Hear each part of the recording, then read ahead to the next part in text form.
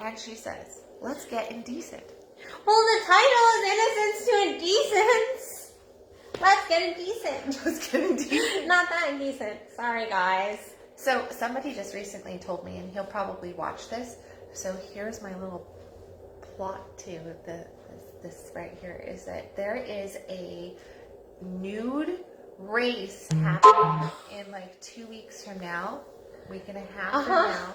And I heard through the birdie grapevine that somebody would like to potentially take you to that. So if you want to get so you're asking me innocently indecent, I know somebody to race that you can race with. Not really a racer. So that's not the kind of indecence we're talking. My boots are perky and not.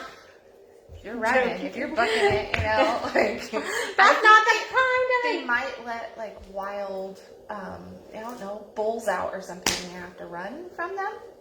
There's gonna be some jiggles. Okay. Well, that's not the kind of indecence we're talking about. I mean, like that it falls into that somewhat realm. So this actually, I found this topic for today, and it really just struck me the words. This woman, Nikki Agarwal, who I read one of her books, and she asked the question, when do we go as women from innocence to we're indecent? And that is everywhere from how when we're little and we're making lots of noise and they're like, oh, look at how rambunctious she is, look at how excitable she is, look at how creative she is, to even like when we get older, it's like she speaks too loud, she talks too much, she's too emotional, and that switch, but also even in the body image. And she really was hitting on the body image, and it struck me, a chord with me, because I worked for years and years in the eating disorder therapist, and I saw this particularly women thinking, whether they were 500 pounds or 80 pounds, that there was a piece of them that was indecent. And I would watch this at like 10-year-olds even, having this. And so I worked with that for so long, and I had my own struggles with this severe eating disorder when I was younger. So this really just struck a chord with me.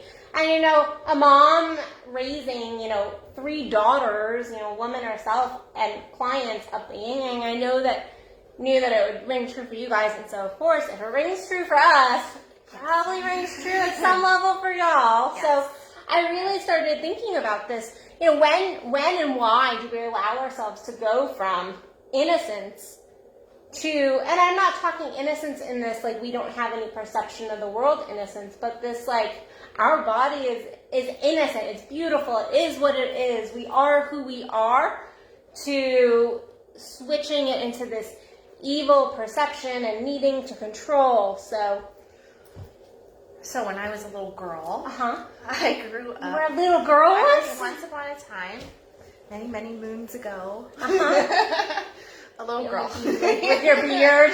Your old lady beard. I plucked it. You have a beard. I thought I plucked it. Is that a little indecent to have a beard? Depends, right? Yeah, some people would say, yeah. No, when I was a little girl, my parents had a gold claim up in the Sierra Nevadas, up by Tahoe, and I spent many springs and summers with my parents dredging for gold and panning for gold and just camping outside, and it was very free spirit land. So maybe exactly. So at age 2, 3, 4, 5, 6, 7 years old, I was naked as a jaybird up in the middle of the mountains, down in a gully by a river with the German Shepherd and my parents, and I was playing naked next to the river, and I would create clothing and hats out of some of the leaves and everything there, and I felt completely free, completely comfortable, completely. It was innocent. Yeah. It was so innocent and beautiful and pure and free and playful. And I wasn't concerned about what my butt looked like or what my arms looked like or what my hair looked like or anything. It was just, if I had dirt on my face, on my cooch, on my back, it didn't much matter. I was having fun, right? And I was just splashing in the water and building whatever I was building, because I built lots, played with my Barbies and all that good stuff. But then I look at that and it's like probably about a decade ago, I did a photo shoot with my Tantra teacher, and it was all about, he said, one day he told me I was really flying high in the energy, and he said, you need to get grounded. And I was like, well, number one, you're not my dad, you can't ground me, attitude, right at him. And then you giving attitude to your Tantra teacher? I don't see this at all. Attitude, and he's like, no, seriously, like we're gonna go and we're gonna do a grounding session. And he takes me out to some North Texas sunflower field, and he has buckets of water in the back and bags of dirt, and he's dumping water on, because it's the summer, so he has to create mud. And so he's creating mud alongside this dirt road out in the middle of nowhere, and then he just covered me in it. I was naked as a jaybird out in the middle of nowhere and covered in this mud.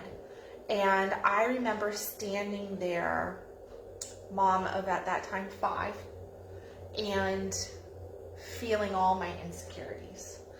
That my butt wasn't how I wanted it to be. My breasts were not how I wanted them to be. Oh my God, he's plastering dirt on my stomach, which is not the tight and lean that I want it to be. There's stretch marks. There's this. There's that, and I felt disgusted with myself. I felt like I was dirty, and that that dirt was me. It was very much me, and I felt insecurity in every touch that he had, and it was dealing with the fact that I was just having insecurity in my own body, and how I felt that just was not okay, to put it very simply. Not okay. And there was this piece of me that when he's a man, I'm a woman, I'm naked, oh crap. Like all this sexual energy, even though I didn't have the sexual energy toward him, was still there. It was still there. And what is he actually wanting to do? And so my guard was up, and I had all of this, well, you're allowing him to plaster you with mud right now, stark naked on the road. So this might be perceived as indecent. Indecent in this moment. Yeah. How indecent are you right now? We're the little girl playing next to the river who did the exact same thing. Yeah. Right? That wasn't indecent. That was just me as a little kid playing next to the river. Well, now I'm playing next to the marsh, the whatever, and the mud that he's created. Same scenario almost. And he even told me, get in there, like play, roll.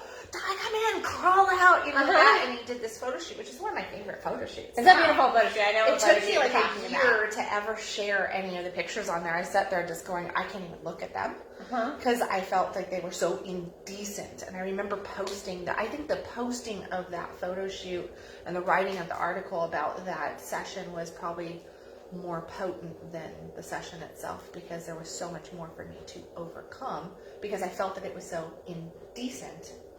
And there was the indecency of that, as I think as women, as adults, that we look at the naked body and just any amount of flesh as sexual. Yeah. So then that just instantly gets an indecency to it because there's shame around it. But then we have shame also in the indecency of how it looks, which is where the body image comes in, right? Because we take on societal perceptions of what society thinks is okay and is perceived as okay, and then we have the feelings internally that go along with those things, and so that combines the constant comparison. Yeah. Of like you and I could stand right next to each other, completely different body types, and completely different, backdrops to our stories. And then we're going to kind of have our little check system for each other and for ourselves. Yeah. And that's the thing, is that we do that to each other and to ourselves. And neither of us would walk away feeling good about ourselves. So one thing I experienced when I had my own eating disorder, and then when working with people, and that was, so working with that population, it really just showed me a very extreme version of what we all experience as women, particularly, is this idea that we won't win in comparison with body image. At some point, we will find the check marks that are against us, and that really, all the body image stuff comes back to how we feel about ourselves, and that's really, I think, where we get from this place of innocence to this place of indecence is at some point we start to feel these negative things about ourselves. Like, you were free, you were like, there's nothing wrong, like, you're a good kid, like, you had all these positive affirmations in your head, and I can't speak for you and your perception, but I know for me, like, at some point in my life, like, I started hearing things and go, okay, I'm not measuring up, and that became where I put it on my body image, I put it on myself, I put it on my sexuality. You talk about, all of a sudden, like, you felt the sexual energy inside. It wasn't necessarily directed at your teacher. It was just this internal energy. And I actually had this conversation earlier today with, we look at our sex, which is with us from before we're even born. In utero, we have our sexuality. Sorry. Addison bad. I forgot to turn her. Bad Addison. I'm indecent. But there is this pureness to our sexual energy. Just because we have sexual energy arising within us does not mean that we are in a space to go and have sex. That is our life energy, and we end up tapping that down. We tamp down our lives because to fully live is indecent. Because then we're really shining, we're really bright, and I think growing up, I know, like, there was adults around me going, that's too much, because they had killed their light, and they wanted me to step into reality, step into be a grown-up, mature, all that stuff. And so, then you start to put that on your own body. And we look at others. The fact is, like, we look at ourselves, but we also look at others and go, that's indecent. Like, put some clothes on, go shave your unibrow, and I know it sounds silly, but, like, we, women, particularly, we are vicious. You go to get your nails done, and the first thing they do is they get up in your face, and they go, you want your eyebrows done too, right? And you're like, no, I'm good. Good, thank you. I'm good. You want lip waxing? I'm like, waxing, I'm bleaching. I'm like, right. I'm good. So by the time they've gotten one hand done, and they're like, you're well, like, you want a pedicure too, right? Yeah. And they're looking at your toes, and you can just see that they're kind of just going that. And so you sit there and you're like, well, I should get a pedicure, but I didn't shave today, so I'm not going to pull my pant legs up. Because that would be indecent. That's going to be indecent. I'm embarrassed by that because I wasn't planning on a pedicure. So then you go through that, and then they've dissected you in these different ways. Now, granted, all they said was, do you want that? Or you want that right? Which is a great closing question. You want that right. You want that right? Right? So they're closing you on it, but that's all it is. It's sales. But what it does is it triggers our pain and our fear in we're not good enough in that moment. And so instantly we're going, how do we deal with that? It's just like if you go to the gym and you end up, get different trainers and everything. And they're like, well, you need this. Oh, you need that. Oh, you want to take that class too, right? Oh, you want that class too, right? Well, it does this. And what are they doing? They're upselling you, but they're hitting you on the pain, on the fear. And that's what it does, is because it triggers our body image issues in different ways. Yeah. And I think at some point we have to, in order to move through this, we have to come to a space where we're able to, and maybe innocence is the wrong word, but kind of get back to our innocence, get back to our owning of, like, our own body, and we still are going to experience it. I still experience body image stuff. Like, I have clients that are like, well, you worked through all that. I'm like, yeah, at some level I did. Like, I'm sorry, I'm not crying in the corner wishing myself dead any longer because I don't have the perfect boobs, or belly, or yes, I have worked through a whole lot, but, there are still moments I go, oh, like, not as toned there, not as toned there, even as far as, like, I just said this morning, I feel bloated, I feel fat. I'm standing there looking at my guy going, like that. I feel like, like that. I'm in the kitchen and I'm just like, we're sharing a moment and I'm feeling like I am 50 pounds heavier than what I am. My weight is actually probably less in the morning, right? Than what it would be like right now if I weighed myself. Now, I don't weigh myself every day. There's a reason for that, right? Because that's just that more feeds more to the body image. Yeah. But in that moment of that feeling, and that's all it is just a feeling. And I was feeling this morning as though, oh my gosh, well, I ate a bunch of gluten last night, non-bread from the Indian was, oh my god. But we get the but what it was that right there. So it really just hit that trigger of, oh, now here I am standing here in front of somebody that I love, in front of somebody that I want to be perceived this way, that way. I want to be gorgeous. I want to be sexy. I want to feel sexy. I want to feel good in my own skin. And then I'm feeling, like that. Now, he's not perceiving me as that, but that doesn't matter in that moment. I'm perceiving me as that. I'm looking at myself and feeling that right there.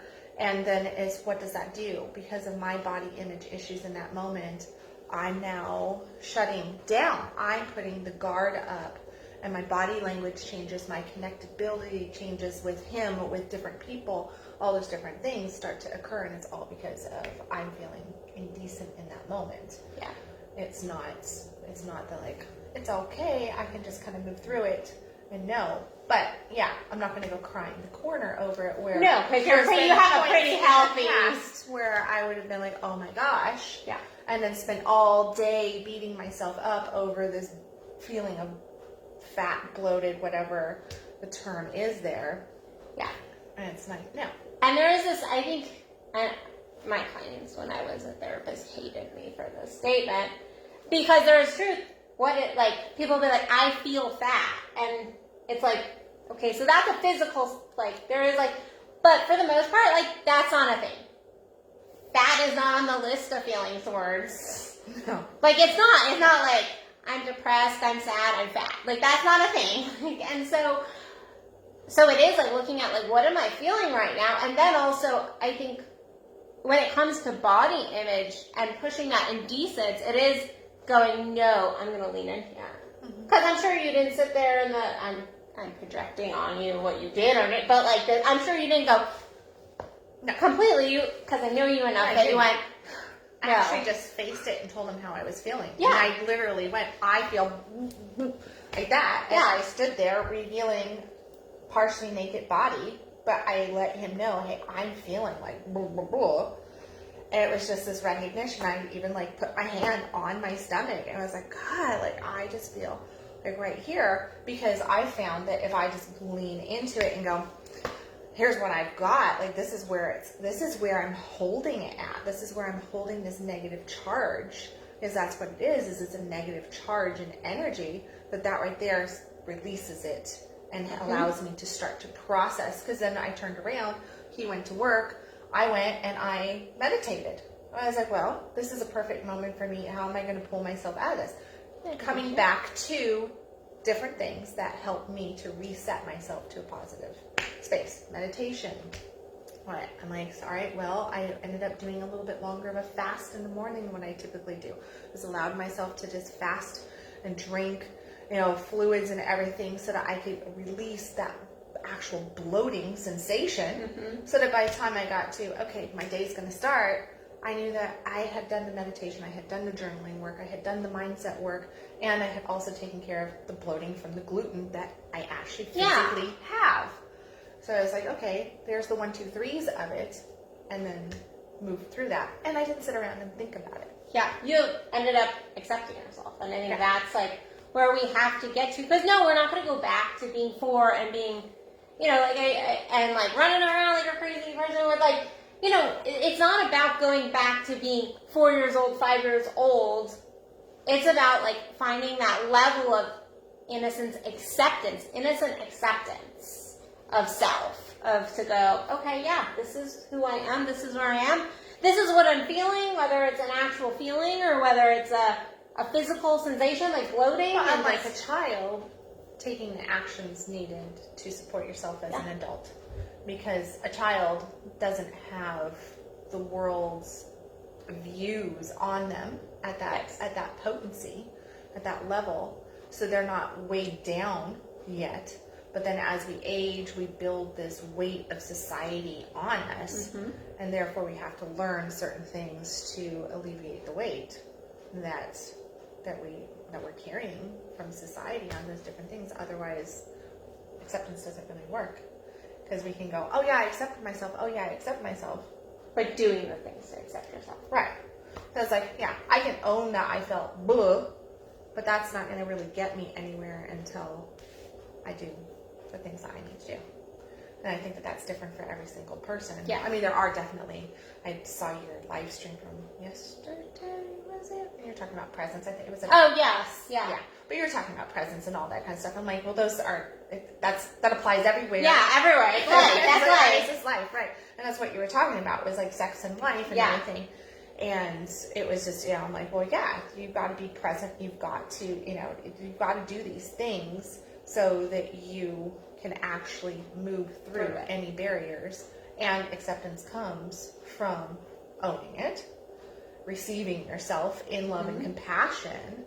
So not pointing the fingers at it, but then going, okay, and what can I do as a mature, balanced adult here do about it? Because until we take action, we're just going to repeat. Yeah, well, I mean, because if you went and just ate a ton more gluten tonight, and then that's like, okay, you accepted yourself this morning, but then you're going to go and repeat the actions. You're going to do everything in order to recreate that same feeling versus you going, okay, well, this didn't go so well for me. Right. So I'm going to I'll reserve that for my once a month. Yeah, I'm going to take.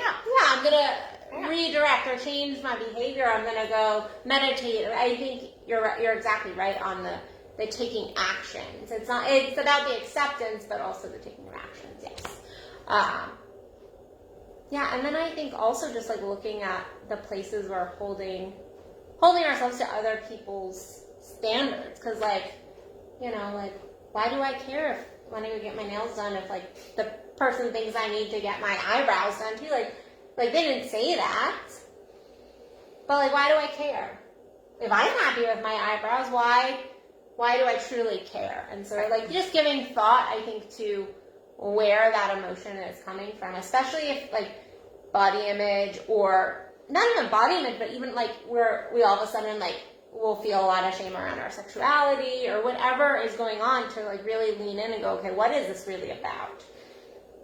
What is this really about? Because I know even like sexuality-wise, like there's been times when I've gone, this is indecent, and I'm like, I have been in way different situations that are like way more actually indecent, but right now standing here in maybe a sports bra, I feel indecent. But I've been naked before. I remember when we went to yoga class that one day. And I felt totally indecent because everyone was staring at me. Because I had that, and it like made my boobs look really nice. And like that was that. Yeah. And I felt so indecent, and I was like, I've been completely naked in a room full of people, and I haven't felt this indecent. Right. So what am I coming up against? And it was that, okay, not like diving in there and like getting in like the mud of it, like we don't have to like dive into the poop pile, but like to go, okay, like that's interesting, that's unique, that's why right now. So it is a lot of self-inquiry and then stepping up into the actions. Mm-hmm. So, because we all are, our spirits at the core we're beautiful, we're amazing, our bodies are perfect. We just need to take care of them. Honor the temple. Yeah. So, yeah. So did we decide where you become Indecent from Innocence to Indecent. No. There's not. I think like we do this at different ages. I was like, did we No, I don't get think to we that? like got to a Yeah, I don't think. space. I think it's based on your different. So I had traumas at certain points in my life, and I'm like, yep, that's where I went from innocent to Like I indecent. told you, because like when I came in, I said, all right, now let's refresh the topic here in my head so that I'm on point with you. But last night I was discussing it and I was trying to just work through that, and I came up with the age of 7. Like that was where I was like, I think the 7 is a critical time for young women. Yes. I don't know about boys because I'm not a boy. I should know a little bit, but I think that with boys it probably is closer to like 11 or 12 than what it is for girls. Where 7, I look back at my life and growing up, and then I also just look at having 3 daughters and where was there's a significant change that I noticed in parenting from other parents and with what my daughters were going through. And 7 was definitely more of a critical time where their innocence was snatched from them all of a sudden. And it was like what I was saying last night, it was like, a little girl can wear a 2-piece outfit to the swimming pool until she's about 7. And then all of a sudden she becomes indecent. There's question around why is she wearing that. It's revealing too much. It's this, it's that. It's sending the wrong intentions out there. And I'm like, she's 7. She's 7. She's 7. Yet a little boy can wear his his swim trunks and no t-shirt from birth to death and it not be a big deal. So it's like, where's the indecence there? Well, there isn't for a little boy or a man going to the swimming pool. But for a woman, there is right at 7. And then there is also, spaghetti straps or yoga pants. Or short skirts. And it's just like all of the stuff starts to come in play, where with boys, it changes more close to that like 12-year-old range. And it doesn't, I think, evolve around clothing as much. Where with women, we're getting hit with our clothing, our hair, our makeup. It's this shaving certain things or not shaving certain things. Right. And right. So it's like it gets crazy. So my vote is age 7 for girls, age 12 for boys. Now that she's got an exact age. That's just my opinion. Yeah, well, I see your point there, like, about age 7. I totally see your point, like, having worked with kids and being a dance teacher and of course, other things can play a role in there that changes that. But I'm just going from the very general picture of the majority that I would say that's probably where our society starts to really try to ingrain that. Control the feminine. Right. Control our sex, control our freedoms with our body, with our play, with anything, because it really is that a little girl can go from playing to that's not play. Yeah. And she doesn't even know what she's done. Yeah. So, yes. Okay. So that's 7. 7. That's 7. 7. We're going to rename that 7. 7. So. 7, 12. Well, good conversation. 7, 11? We could just go 7, 7. Make it an angelic number. So I would love to actually, I'm very curious about what other people think about this topic, because I think everyone's going to have their own opinions on this one, because body image impacts everybody, particularly women. I think it hits us harder, and I think everybody's going to have a different point and perspective on, like, what point they felt indecent. And so I'd just be interested in hearing Yeah, because I think the guys, it comes down to what they're perceiving around their sex, size of sex, all of that. But then also, like, we live in a world where the masculine used to not be cool that guys had beards and goatees and mustaches. Now the hot guys have beards and goatees and mustaches. Their hair on the face is yes. But 10 years ago, don't trust people with hair on their face. And across the history boards, it like varies tremendously, right? It changes. It's long hair. I have a 6-year-old son who wants his hair to grow out, right? and he thinks that it's just, hey, it's going to be a pirate and he wants long hair and all that. But we're starting to run into where people say, oh, how's your daughter doing? And I watch him, they go, I'm a boy, right?